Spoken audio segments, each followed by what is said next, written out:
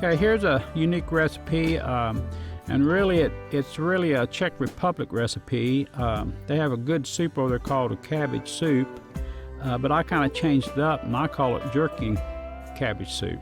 But the ingredients are 1.5 pounds diced jerky, half cup crushed tomatoes, 1 cup diced potatoes, a half a cup diced onions, 1/4 cup chopped celery, and a half a head of chopped cabbage, 2 tablespoons paprika, 3 quarts of water, 1 teaspoon black pepper, and 1 teaspoon of salt or salt to taste. But using a medium-sized pot, put the water in the pot and bring it to boil.